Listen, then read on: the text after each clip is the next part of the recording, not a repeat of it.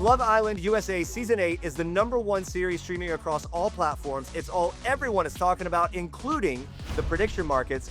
The stakes are always high. You never know what's gonna happen. Entertainment journalist and host Dory Jackson is here to break it all down for us. Dory, this show does not disappoint. The drama is at a fever pitch at all times. It's a hot mess, which is what makes it fun. Give me your take, Dory, on how this all works. Give us the rundown. Okay, so this show usually starts with 10 to 12 contestants and they pair off with whomever they are interested in. Some people get picked last because, not every match works out, but it's okay. Right. New bombshells come in, which is basically like new people that we didn't expect to see, and they kind of shake things up a bit more. We have the Casa Amor period, where even more people come in and the boys are taken to Casa Amor, and then new guys come into the villa to kind of test things with the girls, and that causes a lot of drama too. The fans get to vote throughout this season for their favorites. And then we have one winning couple who gets to walk away with $100,000. But they have this whole like twist thing usually where they get an envelope with the cash and they have to decide whether they split this or they. Take it and run. Yeah, but historically, there have been no couples to do that, which is good. Keep it, bitch! One of the unique pieces of this show is every single episode throws these markets into a tailspin, which makes it even more exciting, right? Like, because truly, it's so unpredictable, isn't it?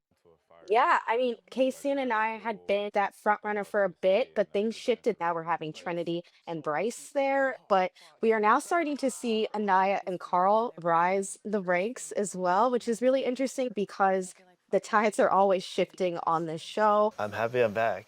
You don't know where we're going to end up by the time the finale episode hits.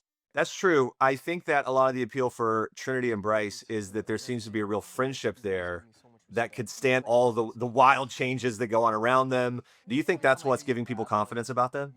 I do. They have closed off their relationship and said, hey, it's me and you. We're boyfriend and girlfriend now, which is a huge deal in the villa. I don't see them like breaking up. I see them lasting. They're kind of being compared already to Nick and Alandria, who was a fan favorite from last season. They didn't win the season. They came in second place, but they kind of won in the real world because they are all over the magazines and they're at the big events. Like Alandria literally was at the Vanity Fair Oscars after party, and that is a tough invite to get. Anaya and Carl, do they have a chance of taking over that top spot like Anaya and KC did? The fans love Carl. They got to vote him back into the island, which is awesome. And I think there is a lot of momentum behind them right now. I'm already seeing fan edits on TikTok. Like people are putting their clips from the show up to like cute little romantic music. And I think the fans want happiness for Anaya and they like her, especially after everything that happened with Casey, with Casa Amor. So I'm happy she's getting that second chance to explore a new connection with Carl. And he seems like a really sweet guy. So I'm here for it. Okay, so Melanie and Sincere. Melanie, after she saw the videos of Sincere, basically giving love to everybody, right? I think from an audience perspective, it was like she really stood her ground and held him to a higher standard. He was just like, I don't know what to do. I don't know what to say. You made your bed, now you gotta lay in it.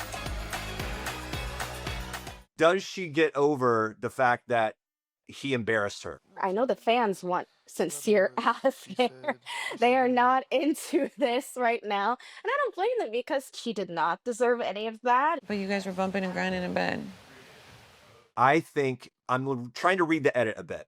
For me, the edit is leading us to believe they're going to fall apart.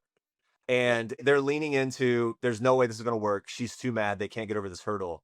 I think that makes them sort of a sleeper to at least make it top 3. Yeah. Because if they make it through this, then they're golden, right? Yeah, I definitely don't see them winning this, but they could sneak up on us. That's the thing about this show. So much can happen because there's so many episodes. Literally, there's an episode every day except for Wednesday. So it sounds like it could be wise to vote the no against the favorites because this series is so volatile episode to episode. There really isn't a favorite. Let's talk a little bit about top 3 couples. Right now, Trinity and Bryce, obviously, they're leading. Kata and Zach, Melanie and Sincere are in the top 3 as far as the markets are currently concerned anyway. But how do you feel about those 3 couples making it to the top? Yeah, I could see it with Zach and Kata. And then Trinity and Bryce, I'm a little on the fence about the Melanie and Sincere, just because the fans literally get to have a say too. Like they can vote people back on, they could vote for who they want to see go out on dates. Like they have a lot of power here. Based on what you know about previous seasons, how the edits work, the trend lines when it comes to that, who's on your the top of your list at this point?